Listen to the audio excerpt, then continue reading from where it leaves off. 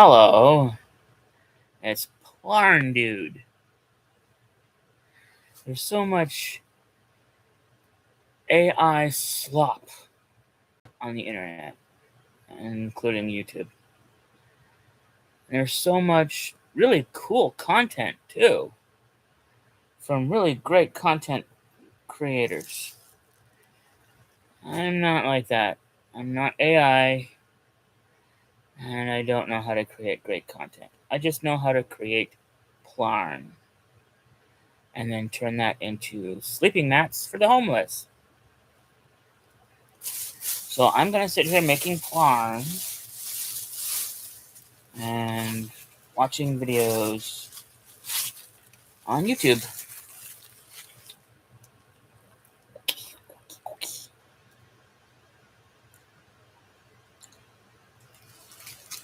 Whether you're in the shop or fixing your own vehicle at home, Harbor Freight has Huh? the floor jacks and Who in the heck can fix their own vehicles at home anymore? Makes sense.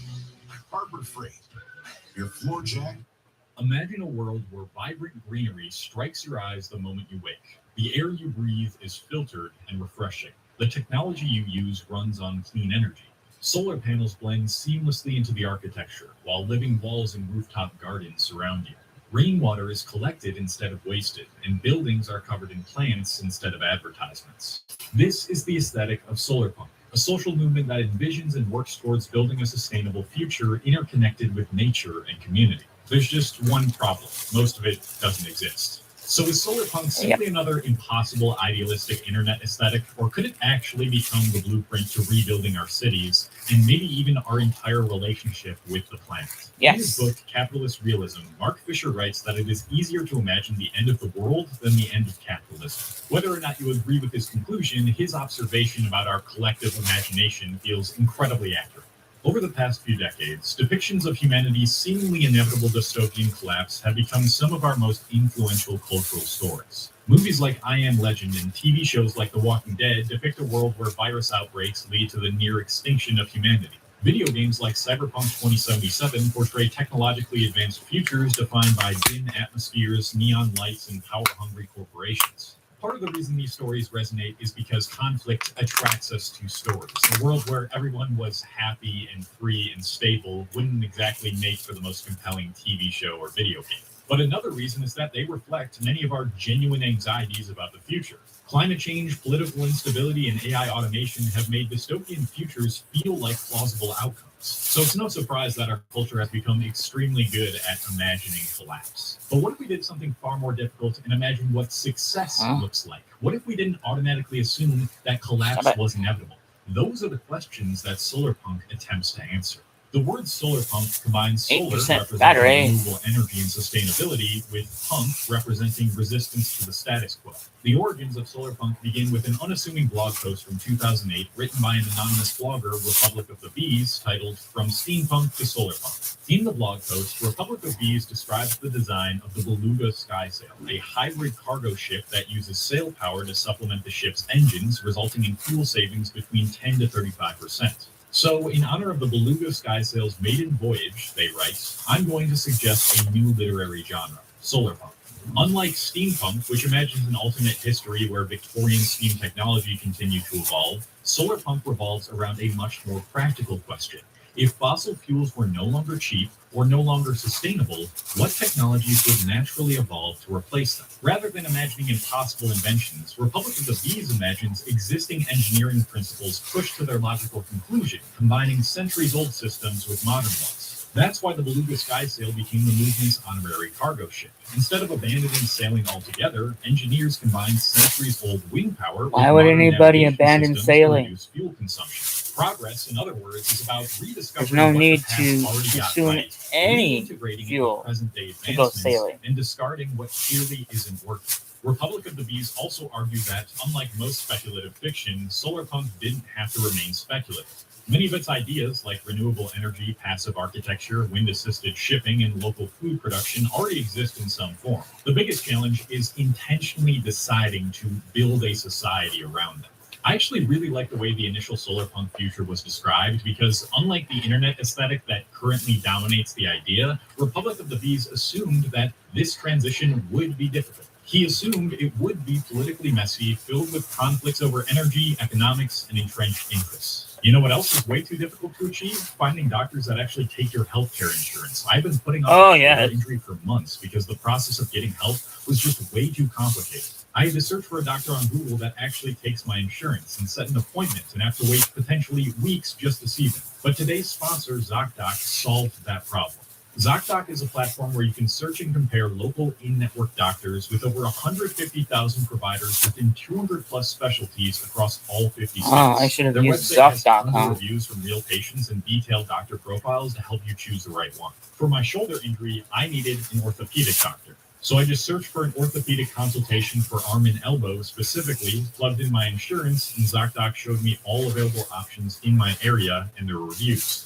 From there, it was as simple as making an appointment within the app.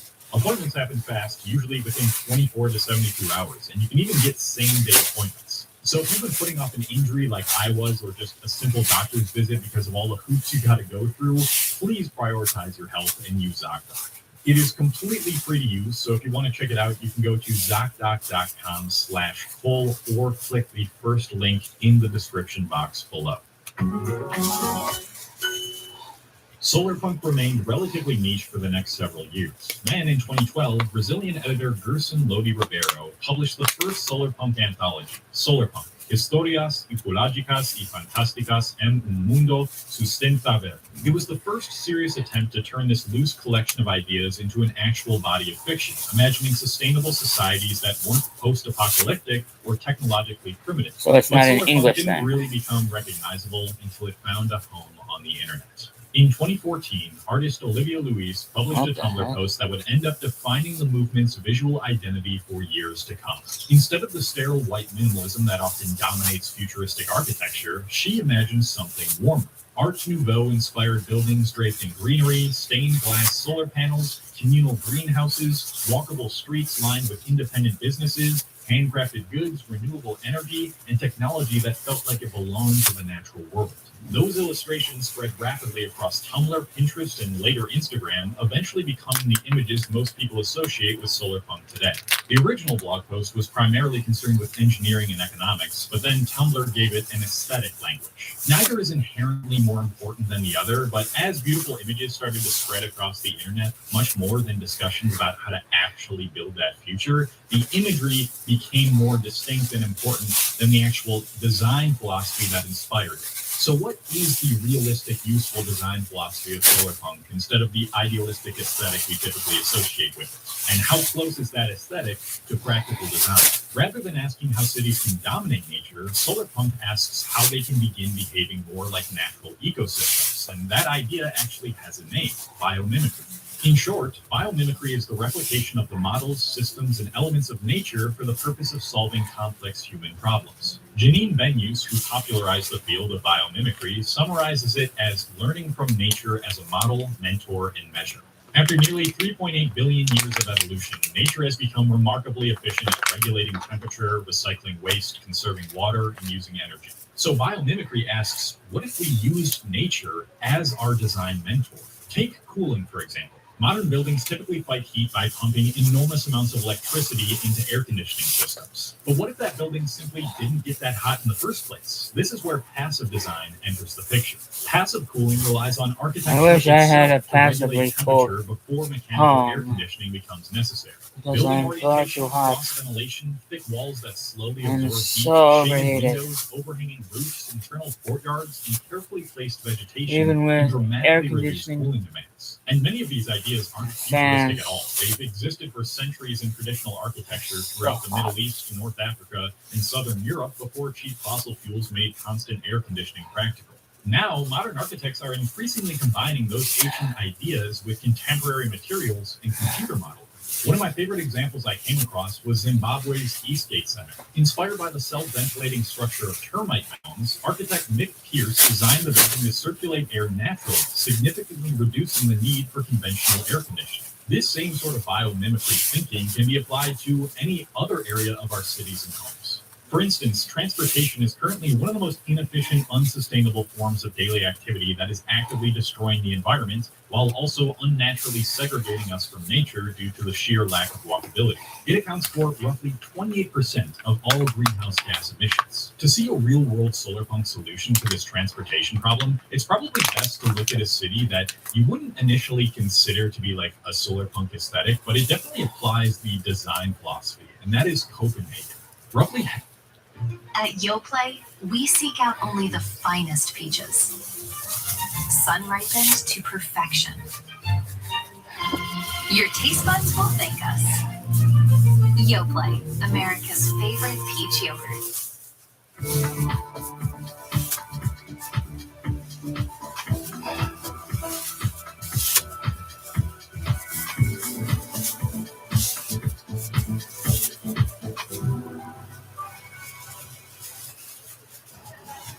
So, Doug, who you taking? Norway. Yeah, I'm all in. Huh. Interesting bet. Who's the buck? New customers get $5 for 5 days and get $1,000 in bet reset tokens. Andy Biggs, the next governor of this great state. We're going to eliminate the income tax in Arizona. It's time to Oh, that would be corporations nice. abuse and state programs that have cost literally every year billions of dollars. Exactly which programs are you talking about? Houses and not Green New Deal projects. But I want Green New Deal projects. Dream big dreams and restore Arizona to its. But you don't want to dream big dreams. You want to kill big dreams. That's what I'm going to do. I don't care what you're going to do. roughly I really half of all don't. trips to work or school within the I city might are agree with made you on by a couple of bicycle things, but because the rest- city was intentionally designed Bull to make biking crap. one of the fastest, safest, and most convenient ways to get around. Protected bike lanes are physically separated from traffic. Intersections are designed to prioritize cyclists Oh. and pedestrians, and an interconnected network of paths makes Oh. it possible to travel across much of the city without This is ever my feeling last like you're bag. competing with cars. Also, let's talk about trains. Oh. One of the reasons trains appear so frequently That's in where I'm solar gonna punk put my artwork is Plarn because they're now. one of the most energy efficient ways we've ever invented to move large numbers of people. According to the International Energy Agency, rail carries roughly 7% of the world's Put away my passenger travel scissor. while producing only about 1% of transport-related emissions. An electrified rail powered by low-carbon energy becomes even more efficient. One of the greatest and probably the most Low efficient carbon? traveling How about experience zero I ever carbon? had was on Japan's bullet train, also known Why as do we the have to Shinkansen. use any carbon Since opening in fuel 1964, at all? the network has transported billions of passengers Huh? with 0 passenger fatalities from derailments or collisions in Huh? commercial service. The trains routinely operate with average delays measured in seconds, not minutes. Now think about how much that sort of reliability changes daily life. Instead of gripping a steering wheel through rush hour and getting pissed at everyone that's trying to pass you, they can read, answer emails, or simply look out the window. The commute becomes much less stressful, which inevitably bleeds over to other areas of your life in a positive way, though Japan isn't necessarily the greatest place to live for natives from what I hear. Next, let's talk about the way that neighborhood zoning is envisioned in a solar punk world.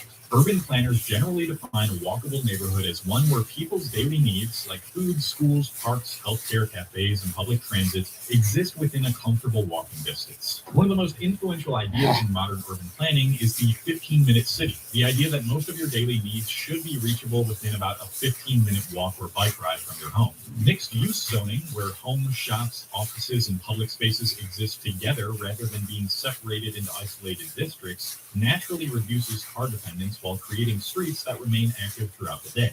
Research consistently associates walkable neighborhoods with lower transportation emissions, better public health, stronger local businesses, and increased social interaction. That means fewer 15-minute rides just to grab a gallon of milk, more opportunities to run into your neighbors, and public spaces that don't just become empty parking lots after 5 p.m. It turns out that designing cities around people instead of cars makes the city feel more alive too. Who would have thought? And in places like Copenhagen, the people themselves seem to be doing pretty well too. Denmark has ranked among the top 3 countries in the World Happiness Report for over a decade. And Copenhagen itself was ranked the world's happiest city in the 2025 Happy City Index. In other words, our behavior follows the city's design. And when the design is in alignment with solar punk design philosophy, we tend to be happier and healthier. Now, even though many of these principles essential to solar pump design already exist, there's still a huge piece of the puzzle that's often left out of this discussion: feasibility. I don't think we should just dunk on the concept art and say, this is unrealistic. It's important to have a visual identity behind this sort of movement, and imagining things that may not be super realistic is still important in and of itself. But we should also be asking, how much of this stuff can we really build at scale, and what would it take? The problem is that the aesthetic compresses decades of engineering, politics, money, labor, and maintenance into a single beautiful If image. people only For did instance, things that take they those thought were pictures of realistic, vertical forests. When people imagine solar punk, they often nothing imagine new would ever get done. skyscrapers covered There in would be no trees. The most famous dreams real-world getting version of this is actually Bosco turned into Verticale in reality. Milan. The two residential towers host around 800 Dream trees, big. 4,500 shrubs, Try and hard 30,000 plants across make it several happen. sides, essentially turning the building Screw into a about kind of all this vertical ecosystem. realistic On flat land, nonsense. that amount of vegetation would equal roughly 20,000 square meters of forest and undergrowth. So no, the idea is not impossible. It already exists. But can every skyscraper look like that? Probably not. Because once trees move from the ground to the side of a high-rise building, they cause a whole host of structural, irrigation, safety, and maintenance problems. The balconies have to support the weight of soil, trees, and water. Researchers studying the Bosco Verticale noted that maintaining high-rise vegetation requires careful water management and ongoing data about pruning and automated irrigation. Another thing solar punk art loves are rooftops covered in gardens, greenhouses, and food production. And again, this isn't complete fantasy. Green roofs can reduce and filter stormwater runoff, provide habitat, absorb pollutants, reduce heat island effects, and add usable green space to dense cities. The EPA notes that green roofs help manage stormwater in cool buildings during warm weather. That is genuinely useful, but can rooftop agriculture feed an entire city? Not remotely. Cities consume too much food, and rooftops have too little space, too many structural limits, and too many competing uses to replace large-scale agriculture. But that doesn't make rooftop farms pointless. It just means that their usefulness is different from the fantasy. They can supplement food systems, reduce heat, manage rainwater, and even create community spaces to reconnect people to the process of growing food. A surface that used to do almost nothing can start doing several useful things at once. That is a very solar punk idea, but the same limitation appears again with solar panels. Solar panels are probably the most obvious visual symbol of solar punk. I mean, they're literally in the name. And rooftop solar has enormous potential.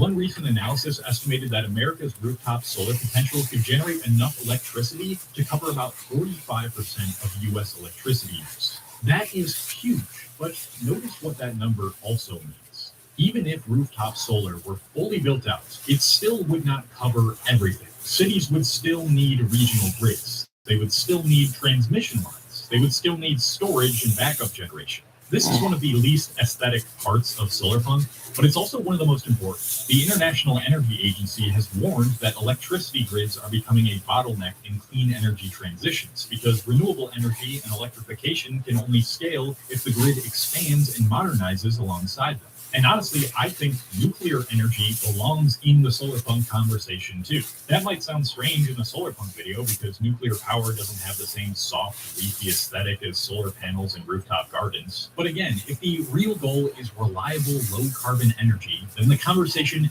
can't be limited to what looks good in concept art. A serious clean energy system may involve not just solar and wind, but batteries, geothermal, hydro, and nuclear energy This is working so together. nice. So when people ask whether solar punk is Why realistic, is the I think the most Plarn honest answer is that some parts of it inside are, some itself parts so of it aren't, much? and the most useful version isn't the image itself, but rather the design philosophy. In terms of what would actually get us closer to these things, there's a few priorities that I just want to list out for you. Ow. And I really encourage you to conduct your own research after this video, or even go into these fields like urban planning, like ecology, like agriculture, Stop things it. where you can make an impact to create a more solar punk world in the future. And those priorities are zoning laws, transit investment, bike lanes, tree canopies, district heating, better building codes, rooftop solar, faster permitting for clean energy and transmission, repairable products, circular supply chains, and more local agriculture. None of these things are as sexy as a skyscraper covered in waterfalls and fruit trees, but they are much Darn more it. real. The future will still probably involve the so-called uglier stuff like sewage systems and warehouses and construction workers, power lines, arguments over funding, stuff like that. But if the direction is right, the result could still be a world that feels radically different from the one we inherited. Thank you very much for watching. And if you've studied solarpunk for a while and I presented information that wasn't super accurate, or you just want to add something to the conversation, give people resources, whatever, leave a comment. I would love to see these things and to do further research than this video. And if you enjoyed this video, you'll probably like all my video essays on modern issues right here. I always try to provide solutions and hope at the end of the video to get some more autonomy going, realize you can make a change, can make a difference, and that we can see a better future, one that's much better than the dystopia that people usually get. So I'm now going to go. Goodbye.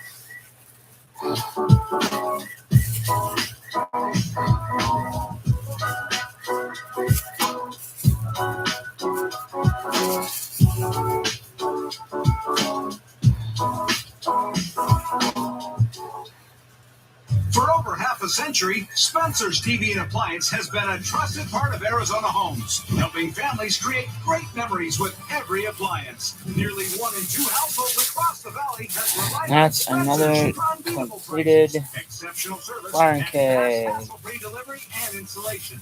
Choosing your appliances is always easier with Spencer's on your side. Spencer's TV and Appliance. It's like having a friend in the business.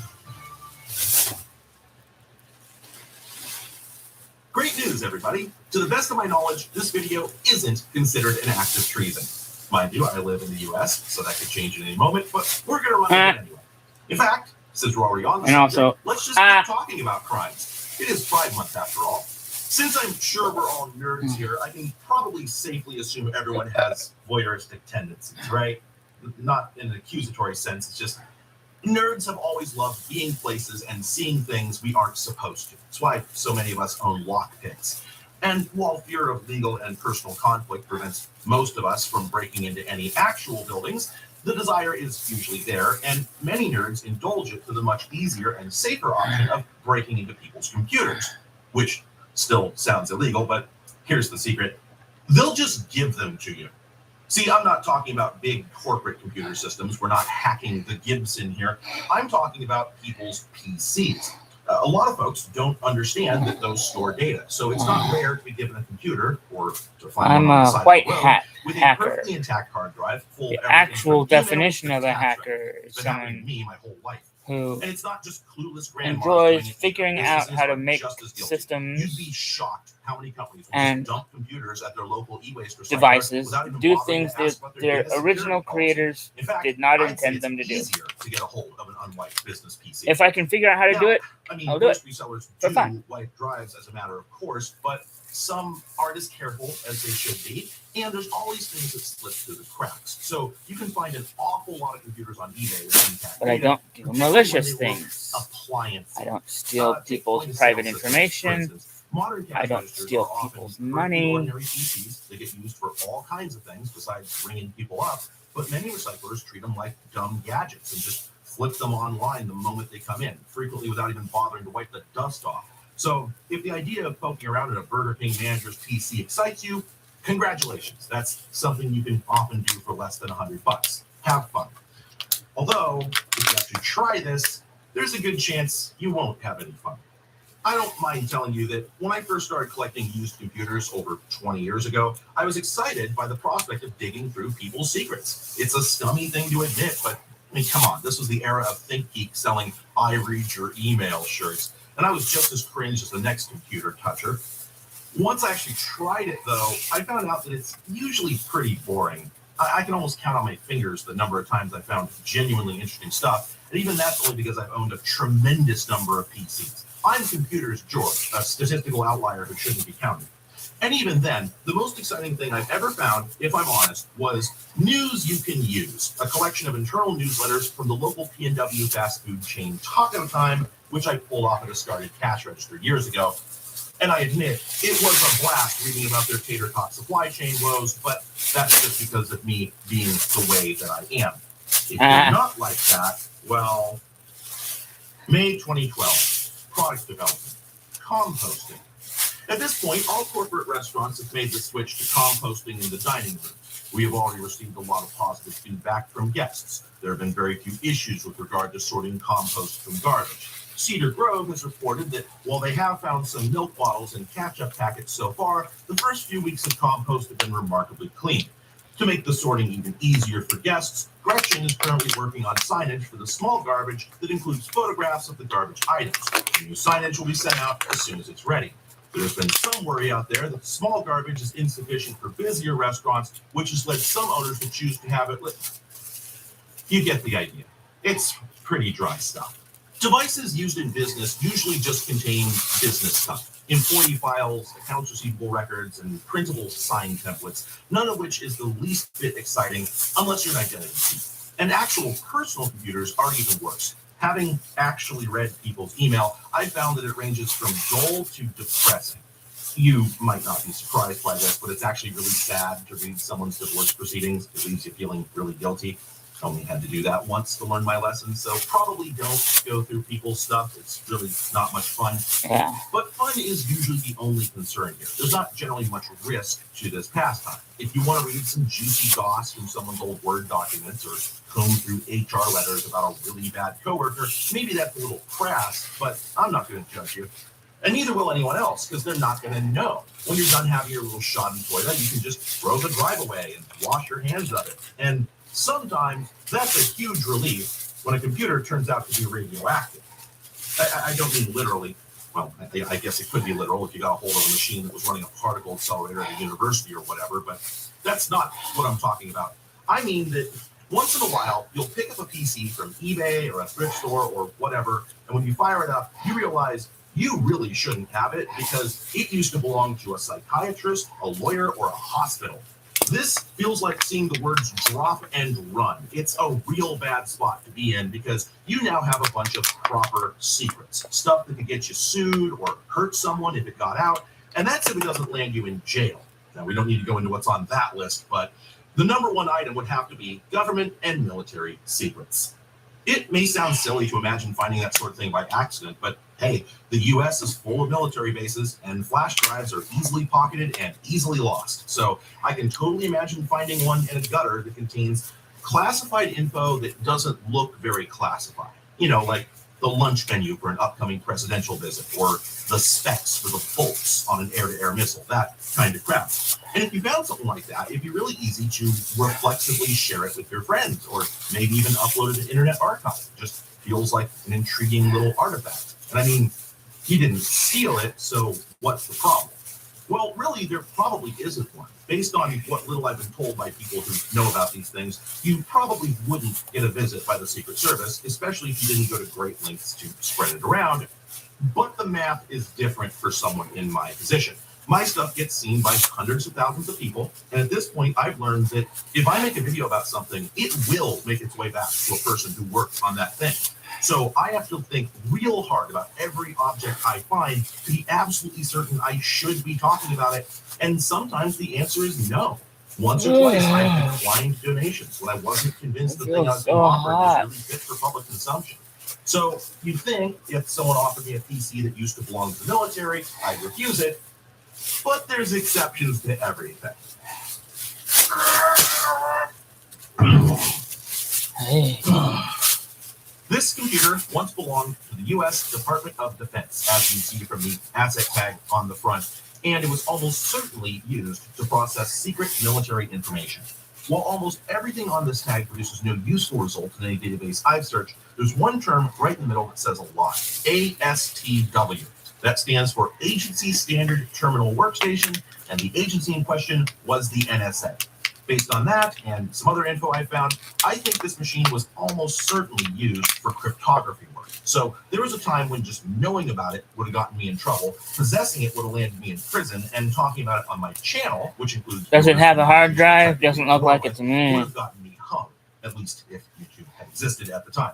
So I had some trepidation about covering this thing, but I'm pretty sure I'm in the clear.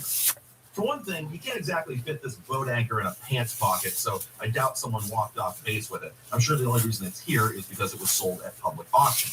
I also have strong evidence that it was never actually secret itself, It was just used to process secrets. And there's no real risk of it still containing any of those, partly because all military hardware has to go through an extensive data clearing procedure before it can be disposed of, but also because this machine has no storage other than a floppy drive, which came to me. Aha! No hard It also drive. didn't come from any Nothing kind to worry of unusual about. source. I found this at the local e-waste store where someone just walked in and threw it away, something you wouldn't tend to do with stolen military secrets. So I'm pretty sure this is safe to have.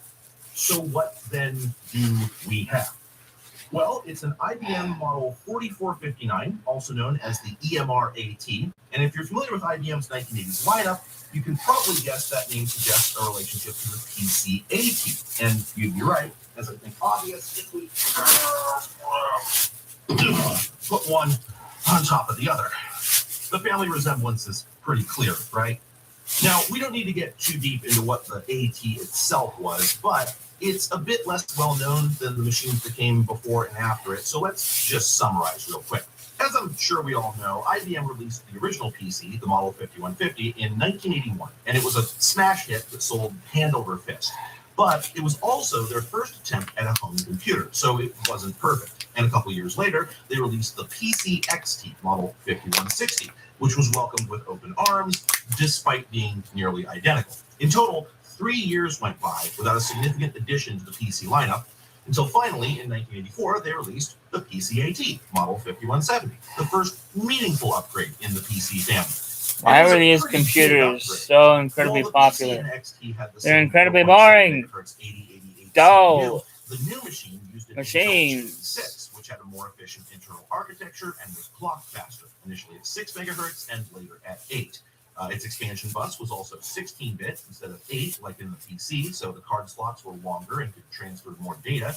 It had better built-in support for hard drives, a built-in real-time clock. It supported more RAM and even had a new keyboard design. So it brought quite a few substantial upgrades compared to the XT, but it didn't exactly replace it in the market. Don't get me wrong, people definitely bought plenty of ATs. It was a successful product, but it was also a high-end product that most people didn't need.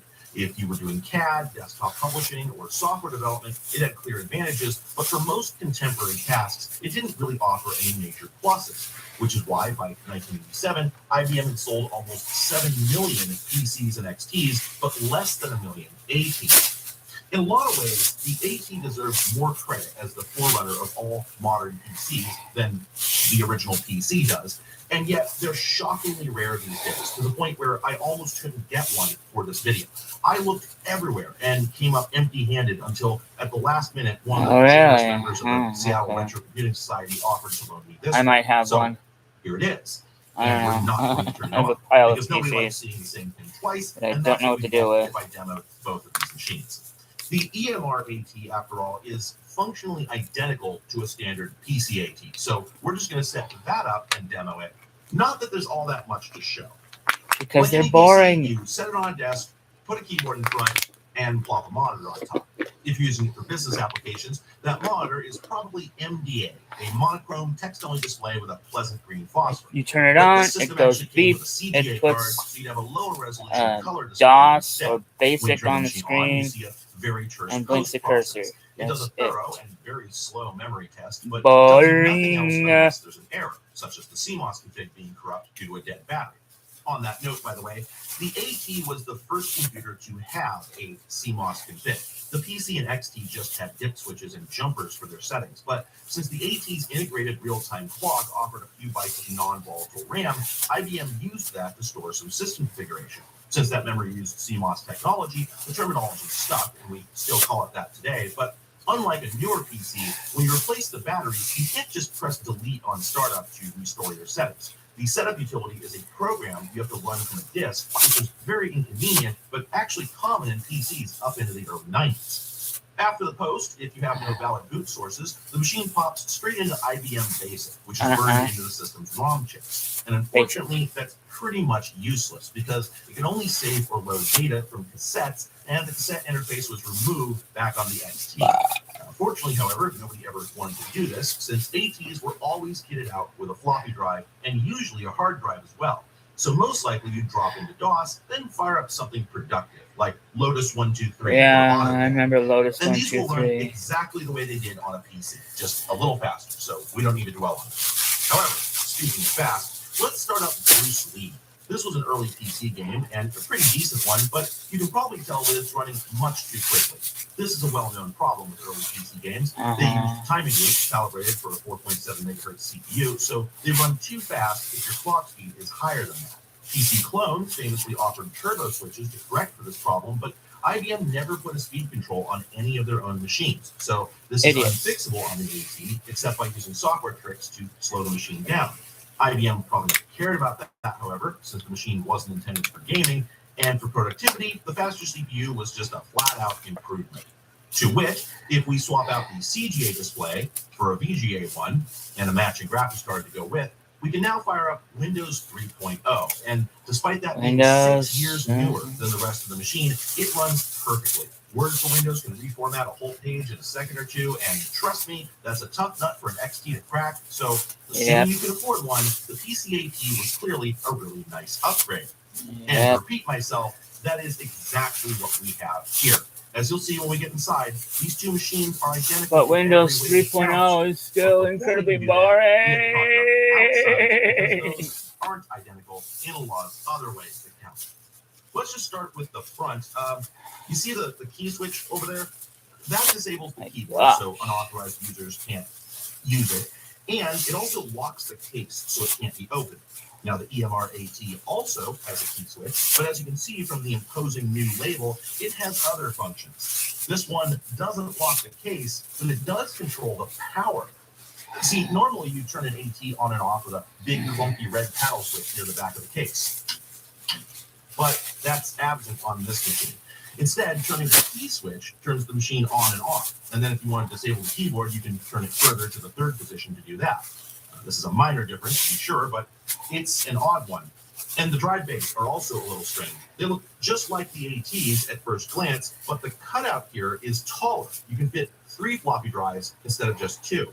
And that seems unremarkable from a It's modern not perspective. odd if you don't want people typing stuff in the machine. Who cares, right? You want it to just the thing is, there run. really wasn't much you'd want to put Headless. in a third bay at this point in time, which is why IBM Headless didn't offer one on the PCs normal AT. So why they do are it like here? servers. Well, we'll get to both You of run those up, later, but you they're run minor the software on your mysteries. They can wait. server. First, You don't we want need to people turn these messing with machines it. around So because you things lock get a the lot keyboard. weirder on the back.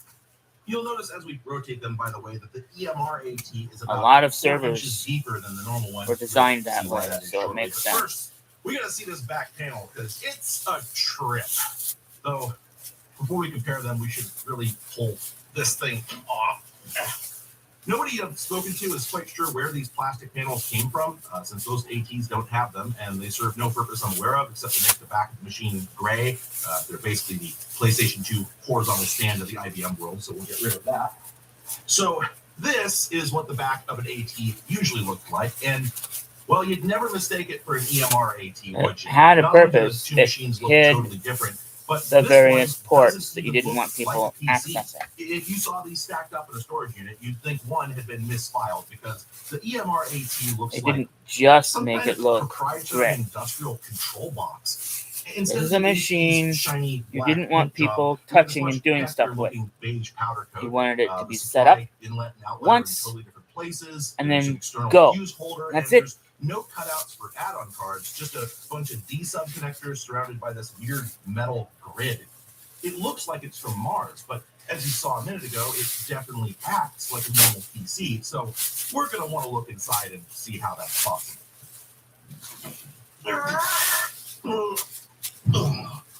Don't kill yourself, dude. And right away, we run into some more differences. The original AT case was held in by 5 very long screws around the perimeter here. Now, of course, nobody likes taking those things out all the time. So like everybody else, I just have one in. Let's run that out.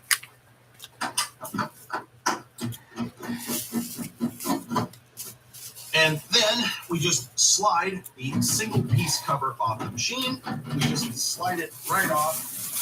And it doesn't catch on anything. There we go. We just slide that off and reveal the tender innards.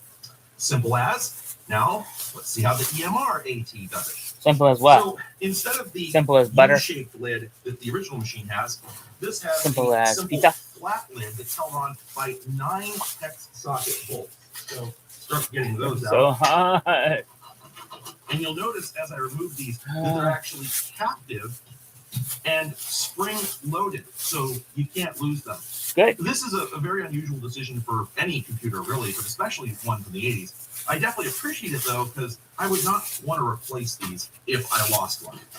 Yeah. I love not losing screws. I hate losing screws. Oh With my those out, gosh. we can now remove the lid. I have It lost turns so out to many be screws. A shockingly hefty piece of die-cast aluminum. And setting that aside, though, we can now see the guts of these two machines, although the customizable nature of the PC kind of makes an apples-to-apples comparison difficult. So let's just get these out of here. With the two machines stripped down to the bare essentials, you can now tell that in electronic terms, they're totally identical. Take the motherboards, for instance. Both of these are third revision 5170 boards, and if I pulled them both out and put them on a table, you wouldn't be able to tell me which one came from which. The power supply is also the exact same unit, almost down to the sticker placement, and the cards are extremely ordinary. Let me just get those. Here's everything that was in the machine. So we have a standard Western Digital floppy hard drive controller. This is a 3-COM Ethernet card, not the most common thing for 1987, but also not unheard of. This is a pretty common type of memory expansion card. It also has, I think that's like a game port up there or something like that. Then we have 2 serial parallel cards, pretty bog standard stuff there. And then an IBM CGA card. All right, so I don't know how this happened, but I misidentified this thing. It's clearly an IBM MDA card, which makes a lot more sense for this application. And when this was pointed out to me, my reaction was, oh, I must have swapped the cards by accident. Because I distinctly recall that when I looked inside the case for the first time, this card said color graphics along the top edge. I even remember thinking, wow, that's strange. And then I added comments to the script about how strange it was. And yeah, it would be strange because it never happened. We made this one up. It's a made-up tale. I have photos from when I first opened this thing, and it definitely had this card inside. I really can't explain how this happened. I know what the 2 cards look like. They're impossible to mix up, so I just flubbed it. And now, fortunately, this doesn't really affect the narrative, but maybe from one parallel universe to another. Edit around this mistake. So welcome to the other parallel universe where that never happened. The point is, there's no exotic circuitry on display here. And since the cards are all ordinary, that means they bolt into the card cage just like any other machine.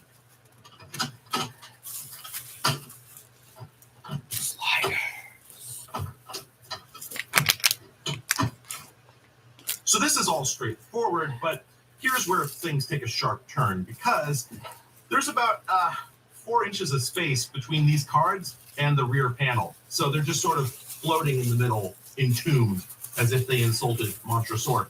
To light up all these plugs that we see on the back, all the connectors on the cards have to go through these little 6 to 10 inch jumper cables. So that's pretty weird, right? And it doesn't stop there. Since the power supply is an ordinary AT unit, it still has that big chunky paddle switch. It's just hidden over here on the side where you can't get to it. They flipped the switch on at the factory, then sealed it up so you can never turn it off again. That's why they had to move the power control to the front panel. And on that point, I mentioned the key switch on the front controls the power, but if we pull that out, we find 2 little micro switches on the back. This pair of plastic cams operates them, pressing one, the other, or both as you rotate the key. But those switches can't handle the full voltage and current from the wall. So instead, the line cord plugs into this little relay box, which I assume contains a relay that's controlled by the micro switch, though I can't prove that because the box is soldered shut for some reason. Also, the switch is connected to that box with a hunk of plain old silver telephone cord, so someone was trying to save a few bucks, but I digress. These are clearly some odd decisions, but you can still see what I mean, right? The machine is basically just a standard PCA, but it's been built into a much heavier chassis. It's got that massive cover I showed you. There's 2 layers of metal between the cards and the rear panel, and even the removable storage bay has been sealed up with much more solid walls on all sides. And I'm sure many of you have already sussed out why they did all these things. I mean, hell, the explanation is right in the model name. And for the people who figured that out, this could have been a 20-minute video. But based on the responses I got when I was planning this thing, I'm going to guess a lot of viewers have no idea what's going on. And that would make sense because this machine was built to solve a problem that none of us are supposed to need to care about. In fact, it's one that's really hard to even understand, so let's level with each other about this. To be frank, I lucked into this machine. I stumbled on it. I almost didn't recognize what it was. And even when I did, I kind of groaned because I really didn't want to make a video about it. I wasn't intending to take it home.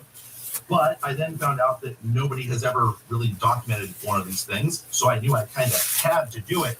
But the trouble is, covering this topic requires understanding a bunch of concepts that I only sort of grasp.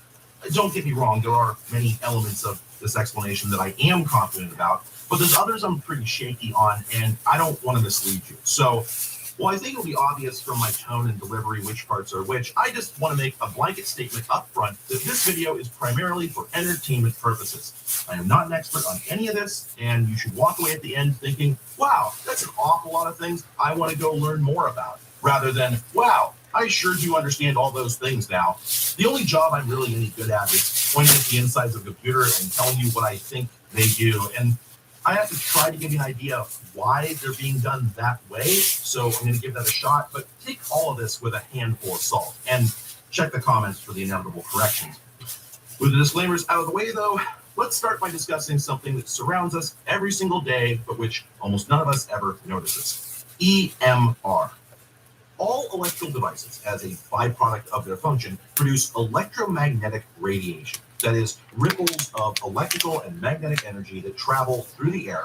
And since these oscillate, that is, their energy level pulses as they travel, they're also known as EM waves. Now, when we generate these on purpose, they're called radio waves, and we use them to transmit everything from AM talk shows to Wi-Fi, but all electrical currents produce some kind of EMR, and it's probably obvious that this is something we have to think about as a deeply technological society.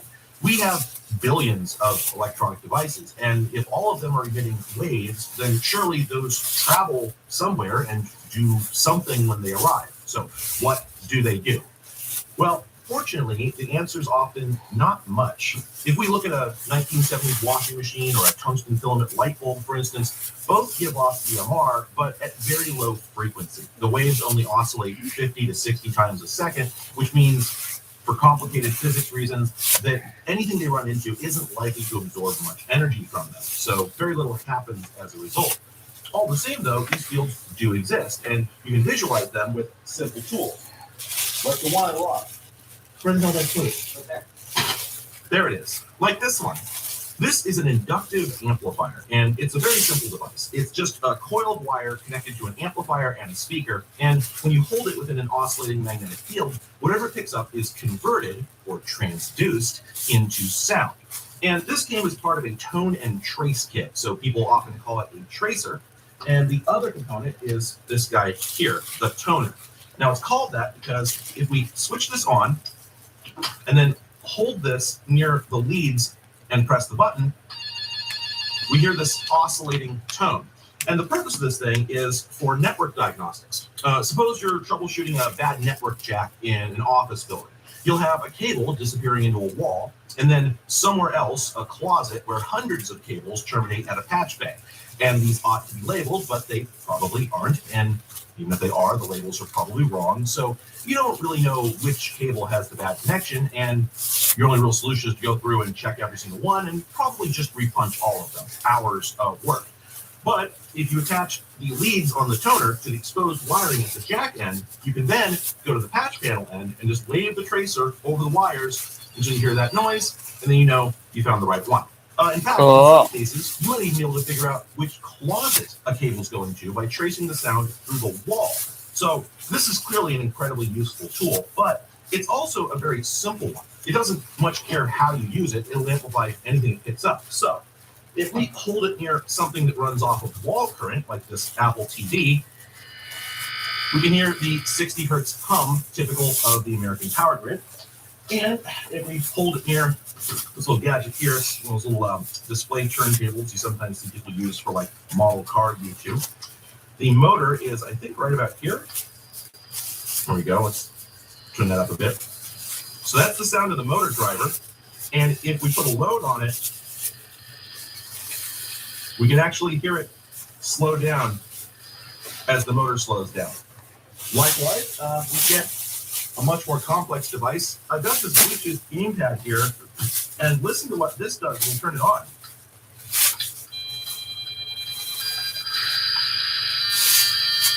Yeah, your guess is as good as mine, what we're listening to there. I guess the It's a handshake. right there is probably the control circuitry that's adjusting the brightness on this LED here, because that could probably get brighter or dimmer. So it's that's pulse width modulation you're hearing. But as for all the other stuff, I got no idea at all. But my favorite example, It's a handshake. we hold it near this smartphone. You turn it on, and it's We trying to hear all find sorts of stuff, and pair and with it another changes when I device. do stuff, but I have no idea why. I don't know if I'm listening to the display driver circuitry itself, or maybe to the scanning circuitry in the touchscreen, or if some of that's coming from the radio or the CPU, or who knows what. It's hard to say because there's so much going on in there. But the important thing is those sounds are coming out of the phone, and they change when I interact with it. This is a very important point, so remember it. We'll be coming back to it later. The important thing is, this proves our devices are all emitting something, but so far that something doesn't seem too nefarious, partly because it's so short range. We can only pick up these sounds within a few inches, so it seems like a pretty limited phenomenon, but there's a lot more going on than just what we can hear. For one thing, these devices are all producing pretty complex EM fields, but this instrument only picks up the M, not so much the E, so we're only measuring part of that field. And we can only hear things in the audio frequency range. That is, fields oscillating up to about 20,000 hertz. Anything above that, your ears can't detect. And there's a lot above that, most of which we refer to as radio waves. There are many definitions of what constitutes a radio frequency or RF signal, but usually it refers to frequencies above a few hundred kilohertz and below a few hundred gigahertz. These are signals that work well for long-distance transmission, that can be made with conveniently sized and affordable equipment, and which offer enough bandwidth, we won't get into that, to encode useful information like audio or computer data. These constitute most of the signals that are flying through the air, and since all of them are well above the range our ears can detect, the inductive amplifier won't let us hear any of it, but it is out there. Boy, howdy, is it out there. As you're watching this video, your body is being saturated with radio signals of all types. Some are pretty strong, like the ones from radio stations and cell towers, which are measured in watts or even megawatts, while others are incredibly weak, like the Bluetooth connection between your phone and your AirPods, which only uses a few milliwatts. At these energy levels and frequencies, they really don't have any effect on you personally, but they can affect your devices. I mean, the whole point of radio signals is for them to affect devices, so duh, right? But what I mean is that every radio signal affects every device, whether it wants to or not. In the simplest terms, you produce a radio signal by sending oscillating electric current through something conductive. Metal is good, but anything will do. We call this conductive thing an antenna, and it produces radiating waves which travel in all directions, or if you shape it very carefully, mostly in one direction, depending on what you need. Now, to receive that signal, you then stick another antenna in its path, and as the wave passes through it, some portion of the energy will be captured and converted back into electrical current. If you then send that current to an amplifier, you can reproduce the original waveform that was fed into the transmitting antenna. Now, there's a lot of nuance to this, because the exact shape and size of an antenna greatly affects how well it captures a given signal. Longer ones are better at receiving signals with lower frequencies, meaning they capture more of the energy and produce less distortion, and vice versa. This is why the antenna in your car, which picks up signals in kilohertz and megahertz, is around 3 feet long usually, while the one in your phone, which operates at several gigahertz, is at most a couple inches long. But this is just a matter of degrees. Every conductor will absorb a portion of any signal that passes through it, even if it isn't meant to be an antenna at all. And many of us have seen, or at least heard, firsthand proof of this. What's about to happen might not have an effect on the younger portion of my audience, but it made everyone born within about 10 years of me reach for their phone. Sorry to punk you like that, but for anyone who doesn't know what I'm talking about, up through the 2000s, when you got a call on your cell phone, the signal would often get picked up by your computer speakers, resulting in this distinctly irritating noise that you sometimes hear in recordings from the era. And nowadays, it's not commonly heard anymore since they've changed the format of cellular signals. But the point is that your speakers were never intended to receive this in the first place. So how did this happen? Well, these were the days when PC speakers were often hooked up with simple analog input cables rather than the digital interfaces often used today. So the audio coming from your computer was a very low-level analog signal, maybe a few hundred millivolts, which can't drive a loudspeaker directly. So your speaker set had amplifying circuitry that boosted that signal by a factor of, let's say, 10 to 100 times. Meanwhile, the signal from your cell phone was passing through that audio cable, where it gets picked up by the copper wires and turned into voltage. The amplifier can't tell that voltage didn't come from your PC, so the two signals get combined and amplified together, resulting in this audible buzzing sound. Obviously, this isn't ideal, but it's going on inside everything at all times. All those radio signals that are going through you are also going through, say, your smartphone. And not just its radio antenna, but its memory and CPU, where they induce little tiny current spikes inside every copper trace and silicon pathway. And this is known as electromagnetic or radio frequency interference, EMI, RFI for short. And obviously, this can cause problems. Modern electronics deal with such tiny amounts of current that a stray radio signal penetrating a RAM chip could flip a bit from 0 to 1, which might crash your device or corrupt your data. And that's certainly inconvenient, but it's also potentially dangerous. Suppose your company builds industrial robots that weld car chassis. The servos in those things can move 2,000 pounds of steel in an instant, but they're controlled by low voltage logic signals coming out of microscopic chips. So if you aren't careful, someone keying up a walkie-talkie next to one of these things could make it swing around and decapitate them. You can't prevent people from using radios, however, and there's 1,000 radio signals flying around 24/7. So how do we prevent this kind of disaster? Well, in most countries, there are rules around this, and here in the U.S., the big one is Title 47, Part 15 of the Code of Federal Regulations, just Part 15 for short. It requires that devices accept any interference received, and there are a lot of ways to interpret that, but it basically means that you have to think about this stuff when you're designing a device and make sure that if it receives a signal it doesn't expect, it doesn't malfunction catastrophically. And there are a lot of techniques for hardening circuitry against RFI, but we won't get into them, mostly because I don't know any of that stuff, but also because the best way to deal with the problem is to simply prevent your device from receiving any interference in the first place. And we usually do that with shielding. See, when an EM signal passes through a conductor, part of it gets converted from photons to electrons. This is, again, how antennas work. But afterwards, there's fewer photons flying through the air because you trapped some of them in the metal. Well, the more metal you have, the more photons get trapped. And at some point, they're all trapped and you have no more signal. In other words, you can block radio transmissions by just putting a big enough hunk of metal in their path.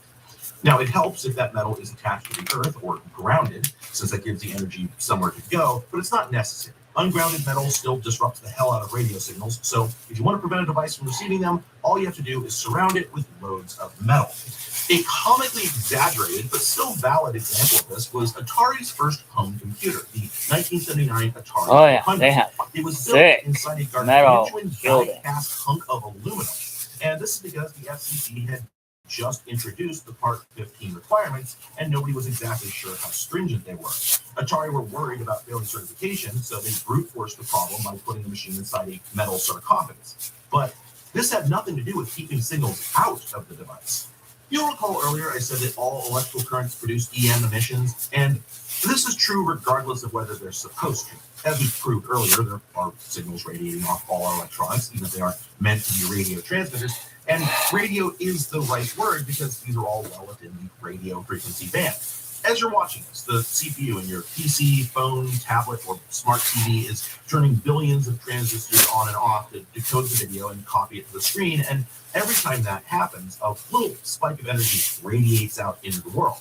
And since your device's CPU is operating somewhere between 1 and 6 gigahertz, all those signals are within what we call the microwave portion of the spectrum, the same place where you find Wi-Fi, Bluetooth, and cell signals. So when we discuss EMI, we aren't just talking about those things, we're also including all the unintended radio waves that are boiling off our various devices. And the FCC regulations actually have a term for this. All devices that put out EM waves without meaning to are called unintentional radiators. Now, these aren't incredibly problematic on their own because they're usually very, very low power. Since signals aren't being emitted by high-power transmitter circuits or through ideal antennas, the amount of power that escapes your CPU is on the order of microwatts, nanowatts. It's really small. As a result, it's not likely to induce any meaningful voltage in another device, although if you add up enough of them, it could, and that can cause problems. It also causes problems for actual radio receivers, particularly the ones that we use on a daily basis. Most consumer devices, after all, lack the necessary permits to use high-power radio transmitters, so things like Wi-Fi and Bluetooth are forced to operate in the ISM bands, a set of frequencies that are treated as a no-man's land where anyone can transmit anything they like as long as it doesn't exceed a few hundred milliwatts. Naturally, this includes the very well-known 2.4 and 5 gigahertz bands, which in any urban area are choked to death with signals.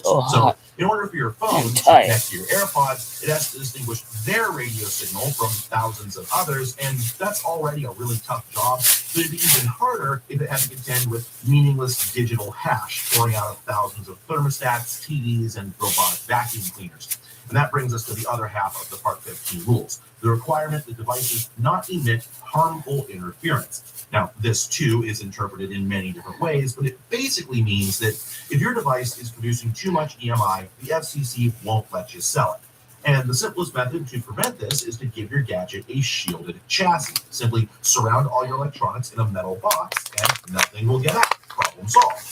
So entombing the Atari 400 was a valid solution, but it was actually massive overkill even back then. And once the FCC rules were finalized, computer manufacturers switched to much less aggressive techniques. Take the IBM PC, for instance. Its chassis was made of 1/16-inch steel, and even that might have been more structural than anything, since it also had to support the weight of a CRT monitor. Indeed, in later years, shielding in computers became far thinner. These days, if you crack open like a modern PC laptop, you'll often find shielding that's just 1/32 of an inch or 0.8 millimeters thick, and in some cases, there isn't any solid metal at all. Oftentimes, the inside of the plastic case will be coated in a thin layer of copper that's been sputtered onto the plastic to form a very thin conductive layer, and that's apparently considered adequate. That should give you an idea of just how weak these signals are. They can be absorbed by microns worth of shielding.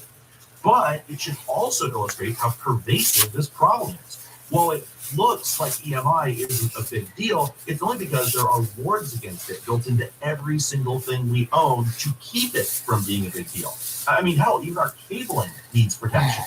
Since data cables fundamentally consist of very long pieces of metal, they make terrific antennas. And since a modern USB-C cable, for instance, carries signals up into the many gigahertz, a 10-foot specimen can produce a hell of a lot of EMI if nothing is done about it. Fortunately, however, shielding doesn't have to be rigid. If you cut open a USB-C cable, you'll usually find metal foil, braided wire, or both wrapped around the conductors. And these shields, sometimes referred to as screens, are attached to ground at both ends of the cable, which keeps the signals contained inside the wires. The effort to keep airwave pollution under control is thus constant and unending, and even then, that's all just mitigation, not prevention. These countermeasures ensure that our devices are quiet enough that they don't usually cause problems, but it's just too expensive and inconvenient to do a perfect job. So they're all still emitting something. And a pretty common habit when discussing this is to refer to those emissions as noise.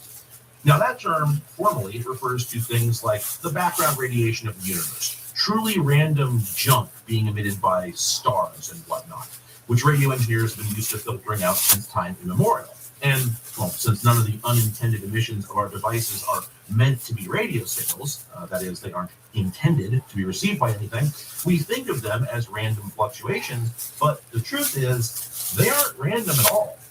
The noise emitted from your computer is, again, the result of transistors turning on and off. Every time that happens, there's a little tiny ripple in the EM field. But since those ripples are a direct result of changes in your machine's state, your CPU is essentially transmitting everything it does straight into the ether. This sounds terrifying in privacy terms, but there's a lot of reasons that it isn't a big deal. For one thing, we're talking about hundreds of billions of high-frequency signals that are all very quiet, all intermingled, and pretty badly distorted after being converted from digital to analog. So the result is gibberish. It might as well be background radiation because there's no chance of anyone receiving and deciphering it. But a lot of EMI is much simpler than that. Take the data going down the USB cable from your keyboard, for instance. That consists of a single digital signal at a frequency as low as 1.5 megahertz and an amplitude of 3.3 volts. Since that's more than twice the voltage you'd find inside a CPU, and the keyboard cable is much longer than your CPU's traces, and often isn't even shielded. Amplitude is not the same thing as voltage. Signal. So, what if someone went out of their way to receive is that not signal? volts. What we now know, doesn't it seem like a person with a highly directional antenna could point it at your PC through a window and just read your keystrokes straight out of the air? I feel so yes. The answer is Oh my just gosh. yes. It's been proven multiple times over several decades that keyboard activity can be picked up and deciphered from a distance. Do I know all the details? No. Should we be worried about it? Probably not. Objectively speaking, this is a very real problem that could be exploited if someone wanted to spy on you. Maybe I'm So wrong if you're in about that amplitude. position, you should be looking to protect yourself. Amperes by buying peripherals with shielded is cables. not amplitude. But you aren't being Yeah, targeted, so you shouldn't bother. The U.S. government is, however, so they do worry about this, and they have for quite some time. Basically forever. The earliest evidence that you could eavesdrop on electronic devices in this fashion dates back to the 1940s, but it was only known to the military at that time. It would be another 40 years before the public learned about it. And that happened in 1985 when a Dutch researcher named Wim van Eck realized that since the dominant display technology at the time, the CRT, generated massive EM fields to steer its electron beam around the screen, those signals could probably be picked up remotely to spy on someone's computer. And he went on to prove this quite publicly. Working with the BBC show Tomorrow's World, he drove around London pointing a directional antenna at various office windows, and, well, the only version of that footage I can find is really low quality, so it's not clear exactly how effective this technique was, but he claims to have been able to read a letter off of someone's screen as it was being typed. And according to his published paper, this was not a prepared demonstration. In fact, he says he can't share the details of what they received for obvious reasons, by which he means they were literally invading people's privacy to run this experiment. Of course, intruding on strangers is the best way to prove a theory like this, but it's also the most concerning because it means the computers he was spying on were totally unmodified from the factory. They were all just broadcasting their users' activities into the ether for anyone savvy enough to retrieve. But, well, that was over 40 years ago, so things have improved. Right?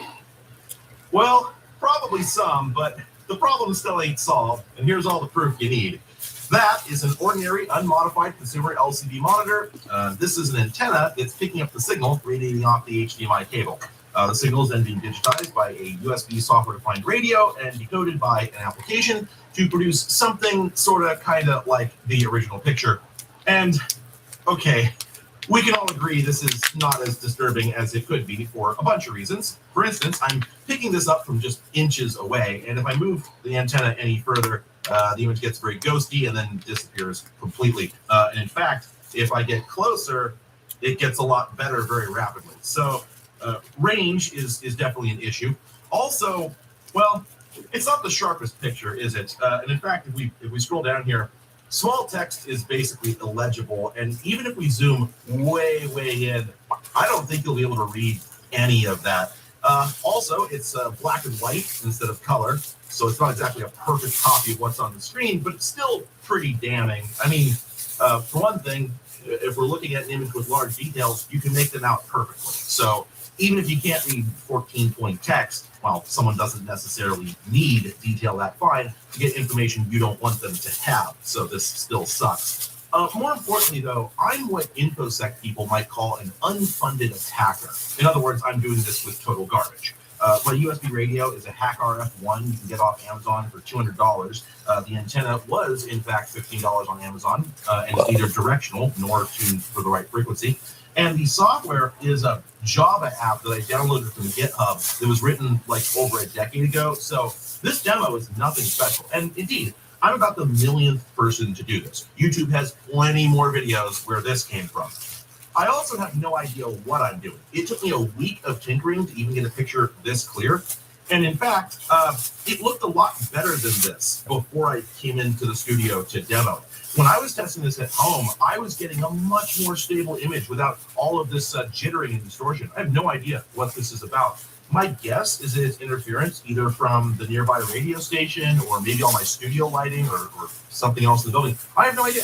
I don't have the faintest idea what I'm doing.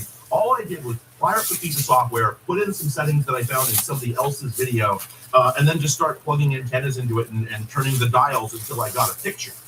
In other words, none of this represents what a funded, motivated attacker with a governmental R&D budget could achieve. So my guess is that if I can do this with garbage and no knowledge, then the state of the art is way better. Probably every intelligence agency on the planet has a little box they can just press a button on and it spits out a full-color 1080p picture from whatever you pointed at.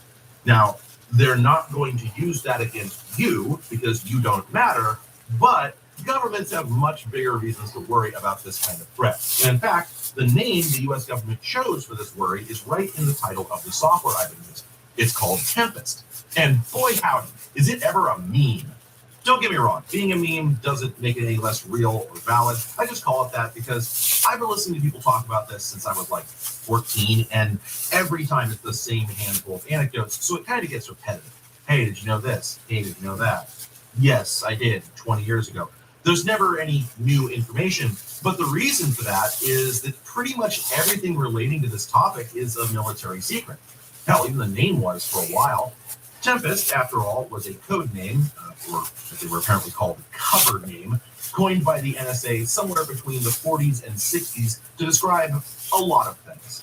Basically, the entire concept of eavesdropping on unintended radio emissions, which is a wide and varied field.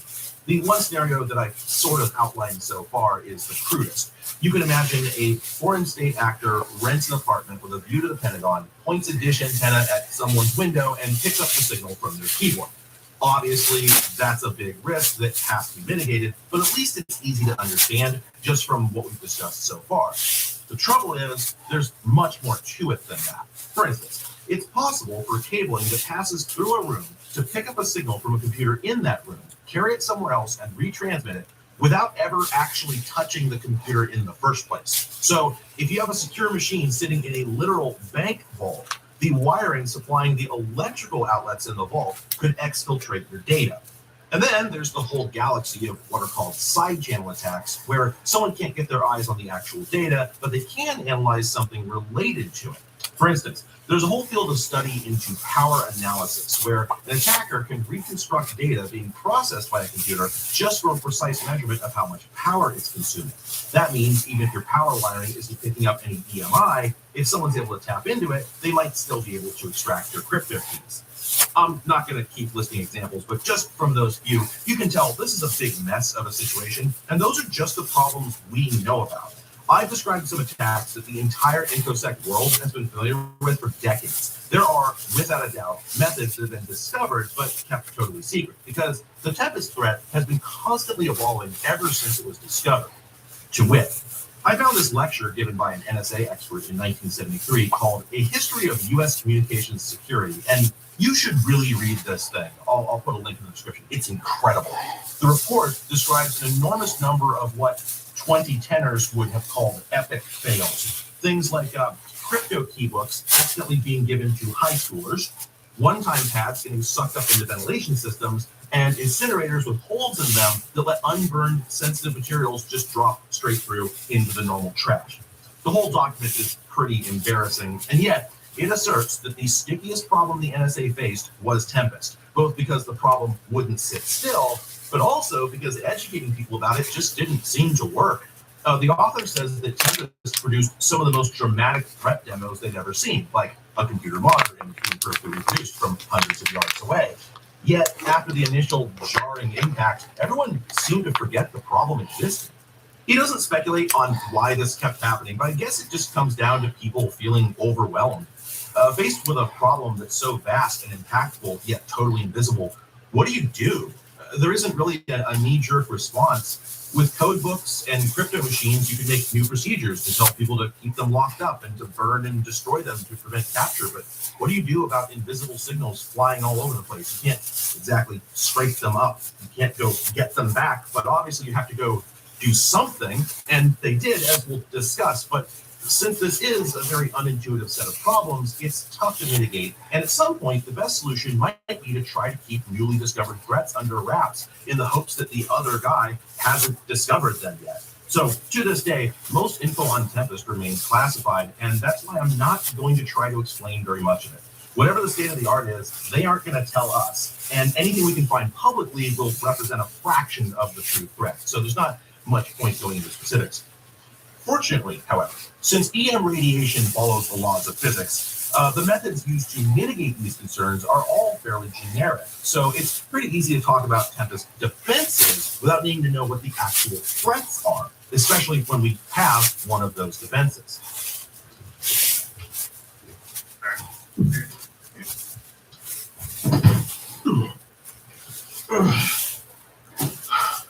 As you've certainly figured out by now, the machine I have here is a PC that's been hardened. That is, it's been modified to mitigate the threat of Tempest attacks as much as possible. So let's finally get back to the supposed topic of this video and see how they did that. First off, let's talk about the name. While the machine is labeled EMR-AT on the front, it was actually part of a larger product line that was known by several other names. And the one you'll probably see most often is TPC, which is obviously short for Tempest PC. And on that note, you will see these get mentioned in public from time to time. Sometimes you'll see them show up on eBay. Sometimes they just pop up in random scrap heaps, like where I found mine. And occasionally people talk about them on like the Vintage Computer Federation forums and whatnot, because again, these machines were never actually classified. IBM listed them in a number of public documents, including the 1989 Personal Computer Family Service Information Manual and the 1987 PC Product Reference. And judging from those documents, there seem to have been 5 models in the series. The TPC 1 and 2 were the hardened variants of the PC and XT. And while they aren't referred to here by this name, elsewhere I've seen these called the EMR PC and EMR XT. Meanwhile, my machine, the EMR AT, was sold as the TPC 4. Then there were 2 more machines, the 3 and 5, and those were based on a couple of weird PC variants called the PC 3270 and AT 3270. Those were terminal emulators meant for talking to IBM mainframes using their 3270 terminal protocol. And those were incredibly rare even before they got Tempested. So if you ever find that TPC 5, buckle up because it's going to do gangbusters on eBay. Speaking of prices, though, thanks to that PC product reference, we actually have them for all of this stuff circa April 1987. This machine with a single floppy drive and including both monitor and keyboard probably ran about $7,400. That's roughly 22 grand in today's money. And for comparison, a similarly equipped non-Tempest AT would run about $2,000 less. So you were definitely paying a premium for the hardening, although it seems like if you weren't with the government, that premium went up even further. The commercial price tag on these machines was about $2,000 higher. And I don't know why the jump is that massive, but the bigger question is, why is there a commercial price at all? Aren't these things solely intended for soldiers and spies? Well, maybe not, as it turns out. I don't have any brochures to point to here to explain this. In fact, the paper trail on this stuff is really limited, as you might expect. But I do have some news articles suggesting that manufacturers of other Tempest-modified PCs were hoping to sell their machines to ordinary businesses, presumably hoping they could whip the cocaine-addled minds of their executives into a paranoid frenzy with tales of high-tech industrial espionage. So maybe these prices are aimed at that audience, or possibly they're for government contractors who often have to handle sensitive data, but maybe didn't benefit from the federal discount. In any case, though, we can see that the Tempest XT was about $1,000 cheaper than this machine, even with a hard drive.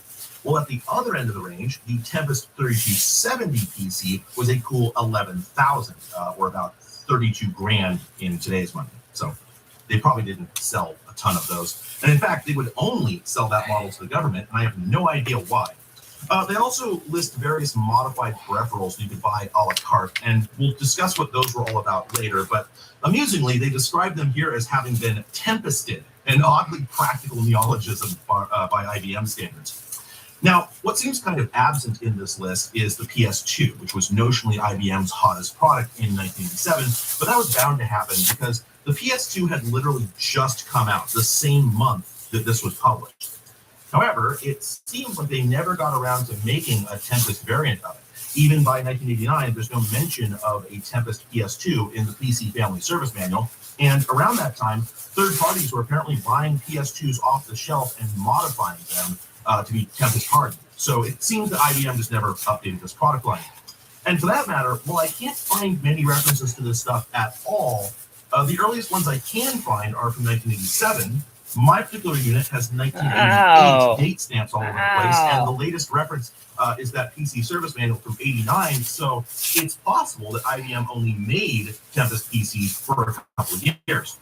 But I don't know that for sure, and at this point, you know pretty much everything I do about the history of this machine. Like, in terms of hard copy, like actual hard evidence, that's pretty much it. I can't find any press releases, any other documentation, or even any Usenet posts about them, except from one guy in 1993 who said an e-waste store was selling them by the pallet.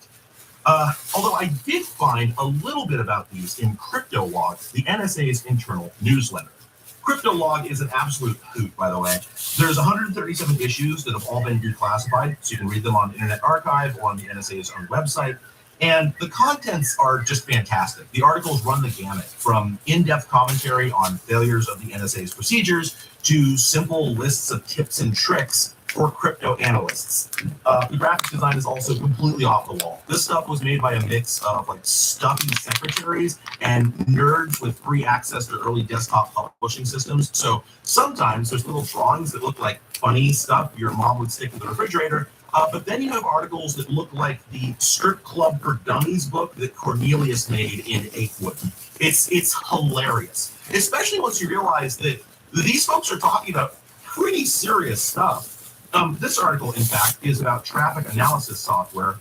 Traffic analysis is the practice of finding out what other governments are doing by looking at how many messages they're sending and to who, rather than their contents, which are usually encrypted. Anyway. This is talking about a piece of traffic analysis software called PinSetter, which I don't know much about, except that it was first developed on big iron machines running Unix, but eventually got ported to the PC, where it sometimes still ran on Unix, specifically the PCIX variant sold by IBM. Now, I had never in my life heard of anyone actually using PCIX. Actually, I didn't even know it existed until I read this. I went and looked it up at that point. It was like, there was another Unix besides Xenix. No one told me. Anyway, CryptoLog is full of articles talking about this thing, and apparently it was just miserable to use. For instance, out of the box, it apparently had a cron job that would just print the date and time to the screen once an hour, even if you were in a program. So it would just periodically trash your interface. This sounds pretty miserable, and there's actually a lot of other tips in there on how to make PCIX suck less, but it's also just one of many tips scattered throughout all of the issues of CryptoLog in this era on how to make the ASTW itself work better for your day-to-day. So I get the impression these things were pretty widely deployed, although, to be clear, while this just says ASTW on the front, it seems like that term originally referred to the PCXT back in 1984. And later on, they seem to have extended it to ASTW-AT, obviously referring to this machine. But I can't tell if all of these are talking about the tempested variants or if they were just talking about the plain old regular machines.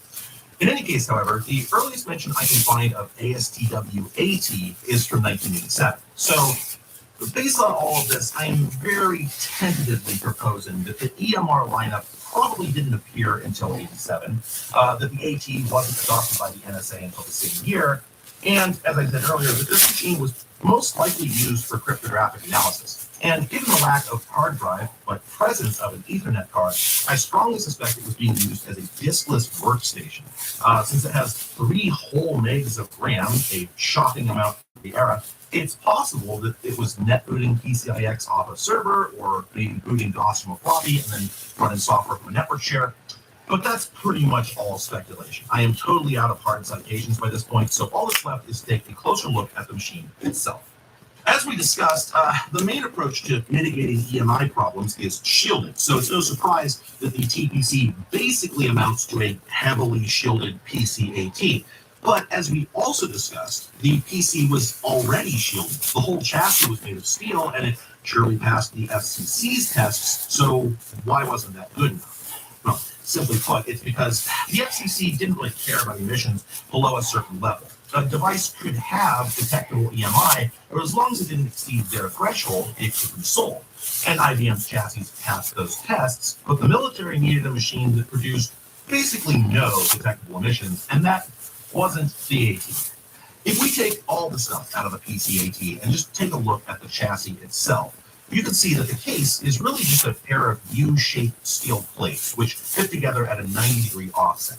This design originated in the PC and was ubiquitous throughout the 80s and really up to the 90s, since early tower cases had pretty much the same design, just rotated 90 degrees. And while this approach was kind of miserable to open and close, it was still pretty serviceable by the standards of the time, and very sturdy, which was important because you were going to put a monitor on top. The EMI performance, however, wasn't great. Radio engineers are prone to saying that RF is like water. If you leave a hole somewhere, it'll find it and escape. So the general rule of thumb is that a well-shielded chassis should be essentially watertight, and the AT case wasn't. Not only does the W design leave huge gaps between the panels at pretty much every corner and seam, there are also holes punched all over the place, including the card cage, the power supply vent, the opening for the power switch, and the drive vanes. This may have met FCC specs, but from the Army's perspective, it leaked like a sieve. That is not true for the EMR version. Let's just get the lid off this thing, and I'll show you. I should say, get the lid off again. I think I put the lid on and taken it off like 6 or 8 times so far shooting this video. I feel like I could have been more efficient. It's a complex topic, all right? Boy, is my hand being tired. Finally. The majority of this chassis is still made of sheet metal, but it's been formed into a sort of bucket with all the corner joints welded shut and the only major opening being this one here on the top. But also, it's not made of steel. This entire case is aluminum, a fact I almost got wrong. You may have noticed that pretty much all the unpainted metal is this light yellow color. It's got kind of an iridescent sheen to it. I don't know if it comes through on the camera.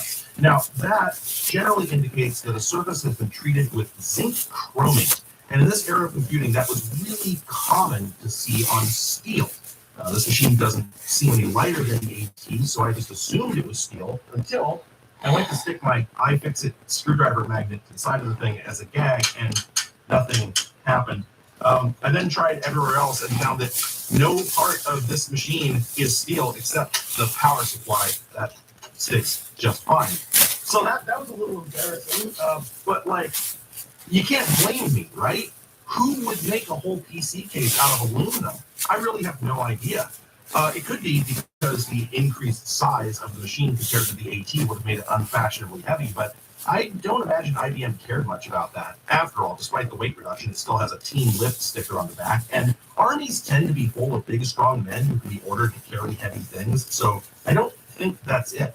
Though I admit, it is convenient when working on this thing by yourself. You saw earlier how unpleasant it is to lug around, but most of that weight is just for the machine's components. The power supply, the cards, the motherboard, the hard drive, if you have one.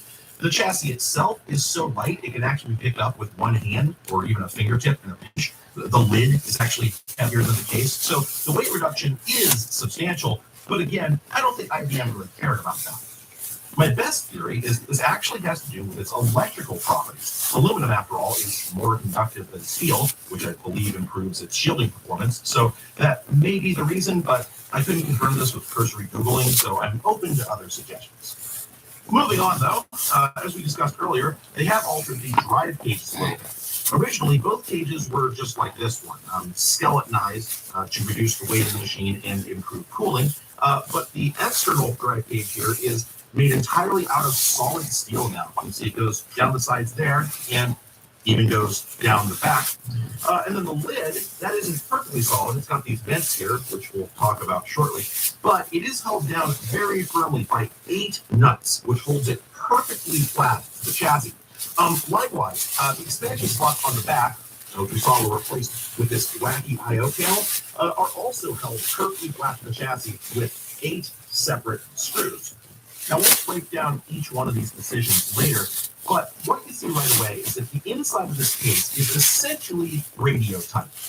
If you're a stream of photons shooting off of one of these chips, no matter which direction you pick, you're going to run into a big, thick metal wall. And you're going to get partly absorbed by that. But whatever's left of you is going to ricochet off and hit another big metal wall, and so on and so forth until you run out of energy completely. There's virtually no way to sneak out of this thing without getting absorbed, except for all the big gaping holes.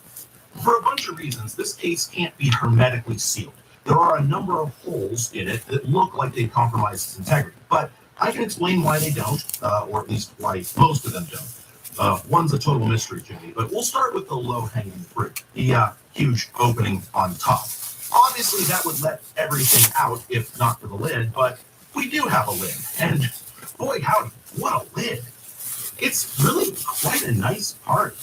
It's made of die-cast and then machined aluminum, and well, chances are you weren't wondering why this was the only cast part in the whole machine, but you should have been, because it's an interesting question. I had to think about this for a bit, but I think I see why they did it this way. See, this lid could have been a simple flat sheet like the one on the top of the drive cage, but there's a few problems with that. First, when you're attaching a piece of metal this big to another one, it's really hard to keep them flat to each other. Metal really likes to bow in between fasteners, especially when it gets hot, and that can create gaps through which RF energy can escape. And the only real way to fix this is to just use a crap load of fasteners, which is exactly what you see in serious radio equipment. An RF cavity filter, for instance, might have over 20 bolts holding the lid down just to make absolutely certain that it's flush. And in this example, that's a box small enough to fit in the palm of your hand. If it was the size of this thing, you'd be talking about hundreds of bolts. That's how careful you have to be with this stuff. So the ideal solution here might have been to using a normal sheet metal lid and just put 100 bolts in it. But that would have cost a lot more, especially if they wanted nice captive fasteners like these ones. Also, the bolt heads would have protruded because there'd be no place to countersink them. Now, they could have used thicker, less flexible quarter-inch plate to solve both these problems, but that would have weighed like an extra 15 pounds, maybe more, and they could have machined out the bulk of that plate to reduce the weight while leaving it thick at the edges to leave room for the bolt heads. But that would require a bunch of costly machining, and it would still weigh quite a bit. So instead, they cast this aluminum part that's lighter weight while having all the same properties. It's thick around the rim, thinner in the middle, and it has these nice little stiffening ridges so it can still support a monitor. This satisfies all their needs while allowing them to spend their machining budget much more efficiently. Adding the countersinks for the bolts so the heads have somewhere to go, flattening the mating surface out here so that it fits better to the case, but also, and I think most importantly, adding this groove. See, thick as it is, this lid is still too thin to stay flat without warping, and the case itself isn't made out of materials precise enough to meet with the lid perfectly anyway. So instead, they added this ridge all around the opening of the case, which mates with this groove on the lid to form a kind of labyrinth seal, if you will. That's absolutely the wrong name. It's how I think of this sort of thing. You have to consider that the fit between these parts isn't perfect, and it really can't be. The materials they're working with here just aren't that precise. So there's a fairly large gap between the two, but in order for RF to escape, it would have to shoot up towards the lid, bounce into the gap, then ricochet all the way around that ridge, which isn't very likely to begin with. And even if it happened, all the energy would get absorbed into the metal before it could make it outside. Now, I'm certain I've seen this kind of RF seal before, but I couldn't figure out a name to look it up with. So maybe I'm imagining things, but I'm pretty sure this is a common practice. And I'm going to go ahead and say that the top of this case is essentially radio tight as a result. So that's one hole down. Let's look at the vents. One of the problems with sealing up a PC is that computers make a lot of heat, which all has to go somewhere. Now, in low-end machines, you can kind of get away with ignoring that. The Commodore 64, for instance, just had a couple tiny vents on the top and bottom and cooled itself by convection, while modern industrial PCs are often fully hermetically sealed and cool entirely through passive heat sinks. But that's possible because both consume very little power. The C64 ran on about 25 watts, and modern PC hardware can run on 10 or less. But the AT, on the other hand, was pretty spicy, even by modern standards. In fact, all of PCs were. The original 5150 had a 63-watt power supply, which was pretty chunky for 1981, but the XT and AT bumped that up to a whopping 192 watts. That's outrageous by 80 standards. But these machines needed to run hard drives and high-performance add-on cards, which eat loads of power and spit out tons of heat. So right from the get-go, IBM PCs always had active cooling. They didn't have discrete case fans like modern computers, but they did depend on the power supply fans to draw air through the case so that the chips weren't just relying on convection. So the original AT's power supply fan was exposed directly to the back panel, which kept the machine cool, but was a huge problem for EMI. The power supply fan, after all, is made mostly of plastic, which is basically transparent to RF, so the fan cutout is essentially a big gaping hole in the shielding. The same is actually true for the power switch. It's also plastic, so exposing that to the side of the machine allowed signals to leak out of the PSU. So, in the EMR AT, both of these things are buried inside the case. The key switch replaces the power switch, as you saw, and instead of the PSU attaching directly to the back panel, it's stood off by several inches, and this duct directs the hot air out to the vent grill on the back. And that seems like it just causes the same problem, right? I mean, we moved the goalpost, but only about 4 inches. We still have a bunch of holes in the case, so you think RF would just escape through those anyway. And the same's true on the other side. You can see we've got these intake vents on the faceplate here. Well, we run out 2 screws on the bottom here. We can get that off. With those out, we just pull on the faceplate until it pops off. It is an absolutely horrible feeling, but there's a couple little spring catches here, and that's just what they sound like when they come off.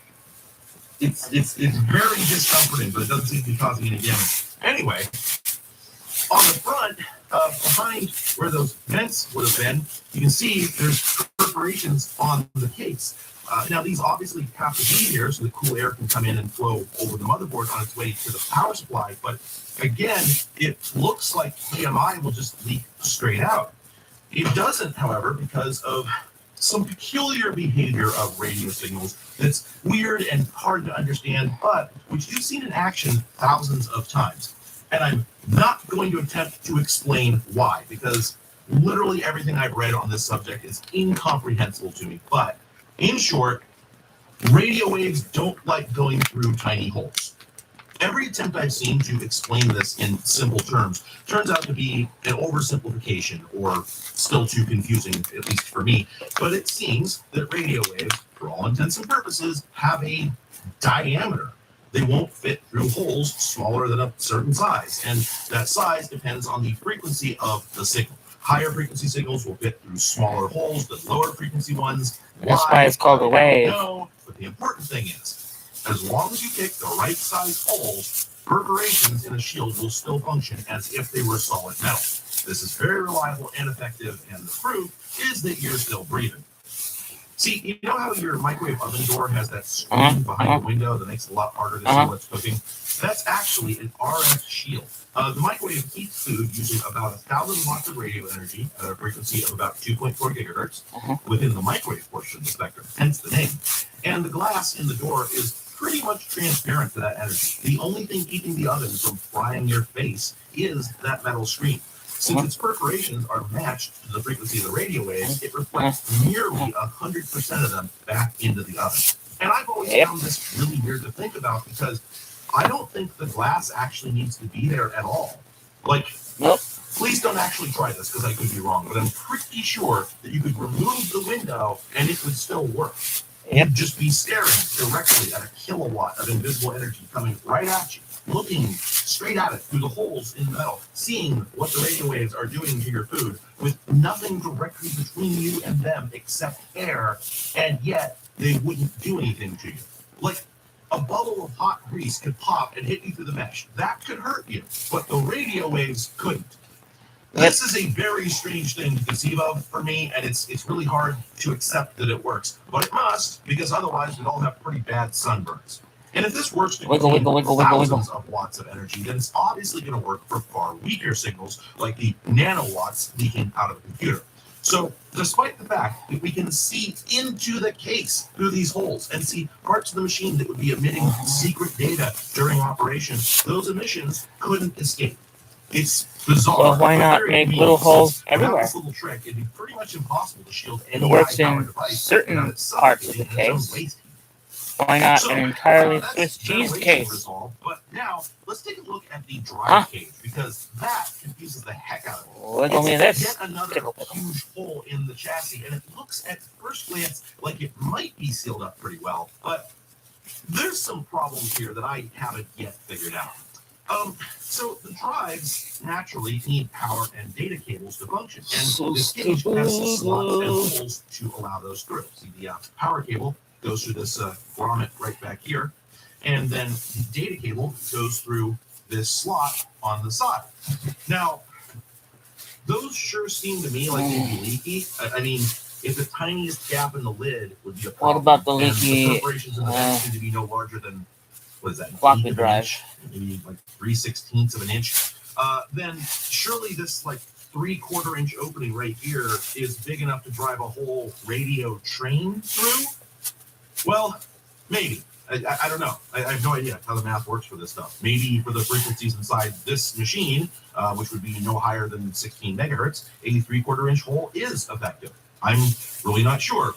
But it's also kind of moot because, well, they're sending the cables themselves through, and that presents plenty of other problems. Let's just get the top off here so we can get a closer look. I'll just spin out all these nuts.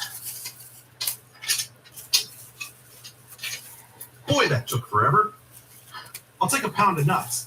That's a lot of nuts. Now we'll Thank take you. the cover off so we can see the drive. And now I want to get that drive out.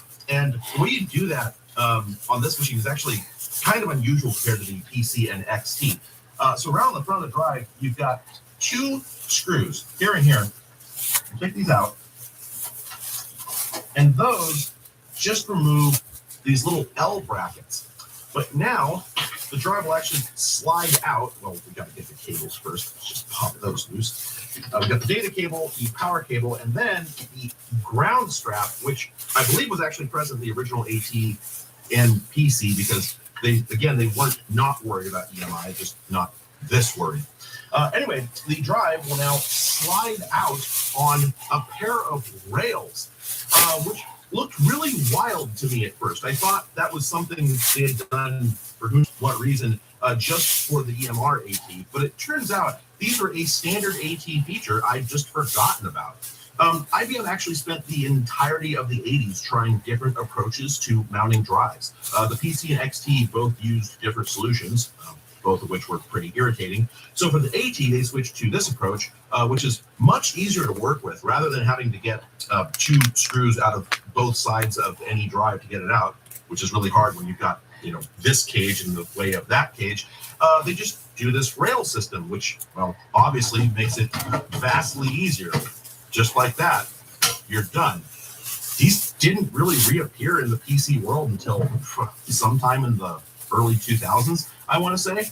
And in the meantime, I had seen a lot of 286 clones, but I'd never seen a genuine 5170 until I got the 2 I showed you earlier for this video. It seems like most clone vendors didn't bother to copy the rail system, so I'd just forgotten that they ever did this.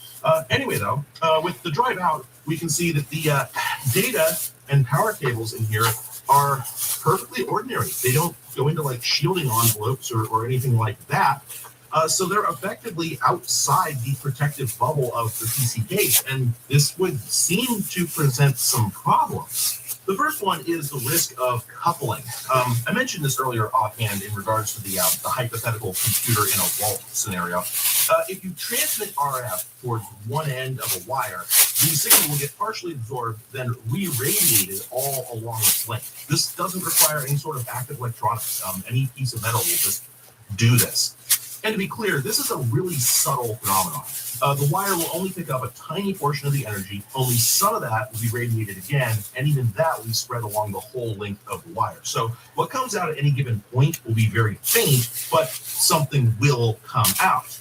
That means that it's possible for the floppy and power cables to pick up signals radiating off the circuitry inside the case, carry them outside, and then re-radiate them, obviously leaving the chassis. Now, that could be concerning in itself, but before we can even worry about that, we need to think about what should be on these cables. After all, when you read a floppy disk, the bytes go over the data ribbon, and that seems like it would also radiate straight out of the machine, and it would be a lot worse because that's a full-strength signal, not just some re-radiated EMI from the inside. Wow. And to be honest, I'm not really sure what prevents that. See, my initial theory was that IBM was trusting the bulk of the floppy drive to act as implicit shielding, but I can't really see that being the case, at least not with this drive. I mean, it does have this very heavy cast base plate, which would block some signal, but the control circuitry is all on top, where it has line of sight right to the plastic bezel on the front. So it would seem like the signals from these various chips and transistors would just leak straight out to the front. And I'd say that IBM felt the same way based on the differences between the two storage bays. As I mentioned long ago at the beginning of this video, the original AT had two drive cages, one for hard drive and one for removable storage. Well, this one is the hard drive bay, and you can tell that if we remove the blank plate on the front. Take out another 4 screws here. These screws are all rusty, by the way. I don't know if you've noticed that, but both the heads and the threads have a decent coating of rust. And I really have no idea why. The rest of the machine doesn't look like it's been kept in humid conditions. There's no corrosion on the motherboard that I'm aware of. And I mean, the screws are also treated. They got some sort of coating on them. So I really don't know why these are the only rusty parts in the whole machine. I keep thinking about replacing them, but I haven't. Maybe because those screws All right, came from with that a loose, different we can machine. Take this plate off, and as you can see, it's got this sort of mat on the back. Now, this is very strange stuff. This is a kind of squishy, tacky elastomer of some kind, but it has conductive metal fibers embedded in it. So this is basically an electronic gasket. When you attach this to the case, it conforms to the front, so it seals up any gaps between the two, and that makes this plate continuous with the chassis, so it forms an effective RF shield. And you might wonder why they didn't just do that with the lid too, right? If they've got this sort of gasket material, then why bother with the whole tongue and groove seal arrangement? And to that, I would say, I have no idea. Maybe I'm just wrong about how all that works. I don't really know anything, so there's no reason I'd be right. Anyway, though, IBM probably would have preferred not to have an opening here at all, since that would make it much easier to keep the thing sealed up. But well, you need an opening to get a hard drive in or out. So they grudgingly added this plate, I'm done which you're making supposed to Plarn keep in out of place at this all times to keep it sealed.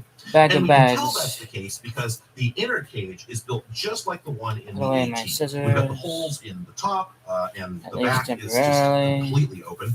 So this provides no shielding, and that tells us that IBM saw it as part of the hot zone, the internal unsafe volume of the machine.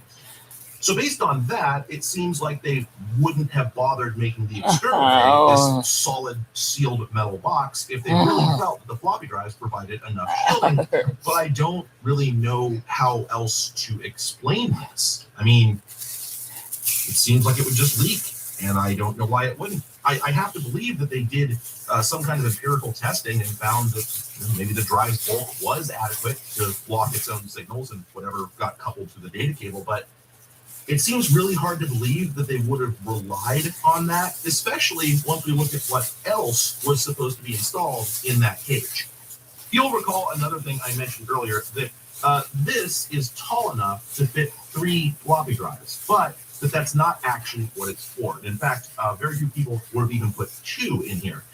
The original PC shipped with 2 floppy drives, mostly because it didn't have a hard disk. So people were often copying data between floppies, and doing that with just 1 drive was slow and frustrating. But that didn't last.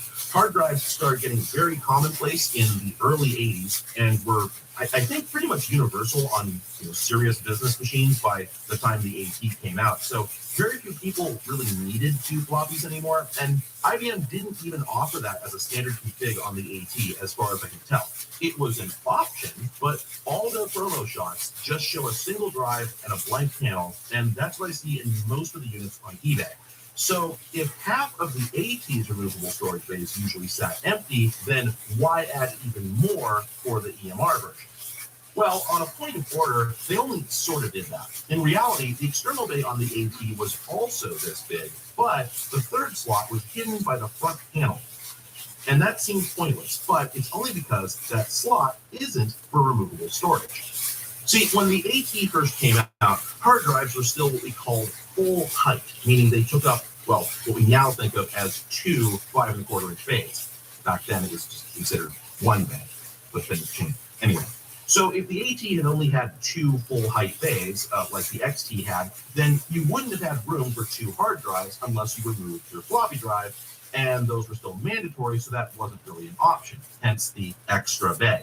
That provided just enough room to install a second full-size hard disk under your single floppy drive, so it solved the problem for about a year until half-height hard drives came out and made it moot. But I digress. Since hard drives aren't meant to be seen from the outside, and IBM couldn't think of any other reason you'd have a third removable storage device, they didn't bother exposing that third bay through the faceplate.